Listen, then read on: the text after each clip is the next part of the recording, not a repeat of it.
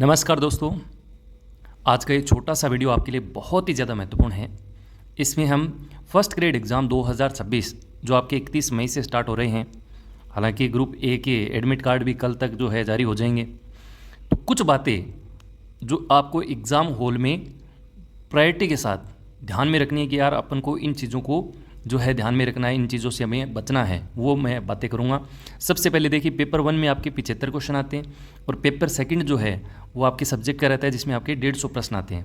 सबसे बड़ी बात, 40% क्राइटेरिया आपका पास होना चाहिए। पेपर 1 की बात करें तो 75 में से आपके 40% देखें तो 30 क्वेश्चन आपके बचने ही चाहिए। सबसे पहला काम तो इसी पे आपको करना है कि कम से कम 30 प्रश्न आपके सही हो, और सेकंड पेपर का 40% हो जाएगा आपका 60 क्वेश्चन। देखिए, सबसे पहले जब भी पेपर आपके मेज़ पे आ जाए, ध्यान रखना पेपर को हल हमेशा एलिमिनेट अप्रोच से करना है, क्योंकि आजकल आरपीएससी ने पैटर्न बदल दिया है, यूपीएससी पैटर्न पे चल रही है। और ऐसा नहीं है कि जो पैटर्न बदला है वो बिल्कुल ख़राब है, क्वेश्चन बहुत ही सारे हार्ड आ रहे हैं, ऐसा बिल्कुल भी नहीं है। पेपर का करने का जो तरीका है वो आपको पता होना चाहिए।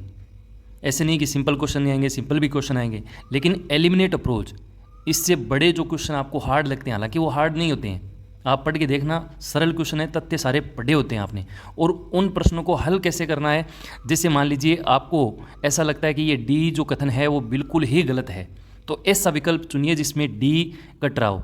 मान लीजिए 2 ऑप्शन में वो डी जो है आ रहा है, तो वो दोनों ऑप्शन हटा दीजिए, दोनों के आप क्रॉस लगाएंगे, और क्रॉस लगाते ही आपके क्वेश्चन सही होने के चांसेस 50% पे आ जाएंगे। अब 2 ऑप्शन बचेंगे जिसको आप ठीक ठीक थोड़ा सा देख के सही कर लेना है। ऐसा नहीं कि एक कथन मिलाया चारों में से हाँ ये बैठ रहा है, ऐसा बिल्कुल भी नहीं करना है, किसी भी प्रश्न में नहीं करना है। टाइम सेविंग है ये बहुत ज़्यादा, और ये जो पैटर्न है इसको इसी तरीके से आपको लेना है। तो याद रखना मेरी बात, एलिमिनेट अप्रोच से आपको पेपर हल करना है।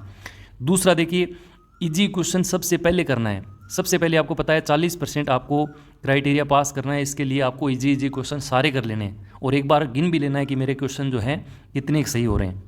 तो इजी क्वेश्चन सबसे पहले करना है। कई बार क्या होता है कि अपन किसी क्वेश्चन में फंस जाते हैं और फिर इजी क्वेश्चन भी अपना जो है गलत हो जाता है, क्योंकि अपन उसमें टाइम खर्च कर रहे होते हैं और हमें पता नहीं लगता है। तो सबसे पहली अप्रोच अपन को पूरे पेपर में यही अपनानी है कि जो प्रश्न सरल है, एक बार देखते ही आपके समझ में आ रहा है, हाँ ज़्यादा इजी क्वेश्चन है, उस पर थोड़ा सा दिमाग लगाना है कि कहीं गलत नहीं करवा दे, इस चीज़ को विशेष ध्यान रखना है, तो वो आपको करना है।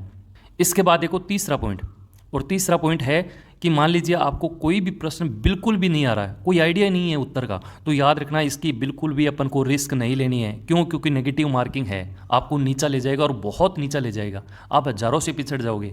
कईयों के दिमाग में ये रहता है कि यार क्या पता मेरा ये क्वेश्चन जो है वो तुक्के से सही हो जाएगा। बिल्कुल भी इस दिमाग में ये चीज़ रखनी नहीं है।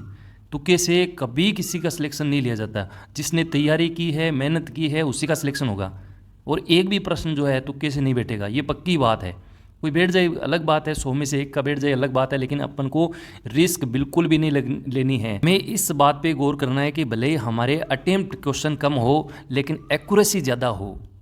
भले क्वेश्चन हम कम करें लेकिन एक्यूरेसी ज़्यादा होनी चाहिए, ये आपको औरों से अलग बना देगी। ध्यान रखना इस बात को, विशेष गौर करना कि रिस्क में लूँगा ही नहीं। जब भी आप पेपर देने घर से निकलो, एक बात गांठ बांध लेना कि मुझे रिस्क लेनी नहीं है। मुझे किसी प्रश्न में अगर बिल्कुल भी आइडिया नहीं लग रहा है तो उस प्रश्न को मैं छेड़ूंगा ही नहीं, मैं अटेम्प्ट उस प्रश्न को करूंगा ही नहीं। भले ही मेरे क्वेश्चन का अटेम्प्ट कम हो जाए लेकिन मैं एक्यूरेसी बढ़िया रखूंगा, इस चीज़ को विशेष ध्यान रखना। इसके अलावा देखो एक और बड़ी बात, किसी प्रश्न का उत्तर केवल एक पॉइंट पर निर्भर हो और वो ही आपको नहीं आ रहा है तो उसे एक बार छोड़ना है। कई बार क्या होता है कि सारे ऑप्शन लगभग आपको ठीक ठीक आ रहे हैं, एक ऑप्शन आपको नहीं आ रहा है और प्रश्न का उत्तर जो है उसी ऑप्शन पे टिका है, तो एक बार उस पे प्रश्न को छोड़ना है। क्यों छोड़ना है? कि हो सकता है कि उसका उत्तर या उससे मिलते जुलते प्रश्न का हिंट जो है आपको आगे आने वाले प्रश्नों में मिल जाए। ऐसा मैंने कई बार देखा है और ये होता भी है।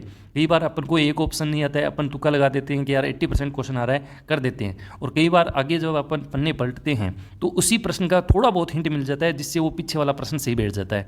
तो इसका आपको विशेष ध्यान रखना है, उस प्रश्न को एक बार आप छोड़ के चलना है। इसमें लिखा है कि आपकी तैयारी अच्छी है, जो प्रश्न आपको कठिन लगे समझना वो सबके लिए क्या है, हार्ड है। मीन्स हमें फुल कॉन्फिडेंस के साथ रहना है, क्योंकि इससे आगे के पेपर में फ़र्क पड़ता है। कई बार क्या होता है कि पहला ही क्वेश्चन हार्ड नज़र आता है, हम ये सोचते हैं कि यार मुझे नहीं आ रहा है।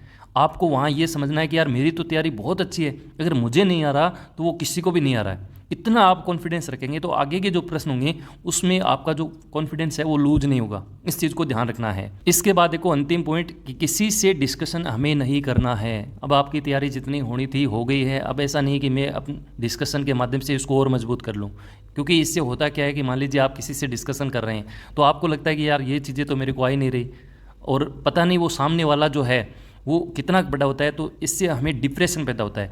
इस चीज़ से आपको बचना है। इससे कई बार कन्फ्यूजन भी हो जाता है, भले ही सामने वाला बिल्कुल भी नहीं पढ़ा है लेकिन हमें ऐसा लगता है कि यार वो सही बोल रहा है जबकि वो हमसे कमज़ोर है। तो हमें इस चीज़ पे आना ही नहीं है। हमें बिल्कुल भी जो डिस्कशन है वो नहीं करना है। कोई मैराथन क्लास यूट्यूब पे आप आजकल देखते हैं, एग्ज़ाम टाइम बहुत मैराथन चलती हैं, इनसे हमें बचना है, क्योंकि हमारा जो कंटेंट है जिस पर अपन ने 6 से 7 महीने अपन ने दिए हैं उससे भी विश्वास करना है और ऐसे समझना है कि इसी में से ही पेपर आएगा, और इससे बाहर भी यदि कोई प्रश्न आ गया तो हमारा वो सही होगा। इतना कॉन्फिडेंस आपको रखना है। पीडीएफ वगैरह हो गई, इन सब से बचना है। ये 5-6 बातें थी, मुझे लगता है कि आपके लिए बहुत ज़्यादा महत्वपूर्ण है। जब भी आप एग्ज़ाम हॉल में बैठें तो इन बातों को जो है, मेरी बातों को एक बार ज़रूर जो है ध्यान में रखना, और निश्चित तौर पे आपका एग्ज़ाम बढ़िया होगा। बेस्ट ऑफ लक आप सभी को। बाकी एडमिट कार्ड हैं, फ़ोटो वगैरह हैं, सारे जो हैं आप मेच्योर हैं, फर्स्ट ग्रेड के एग्ज़ाम देने जा रहे हैं, तो मेरे ख्याल से कोई दिक्कत आपको होगी नहीं। आज की इस वीडियो में इतना ही। कोई सवाल हैं तो आप कमेंट कर सकते हैं। Thank you so much. Have a nice day.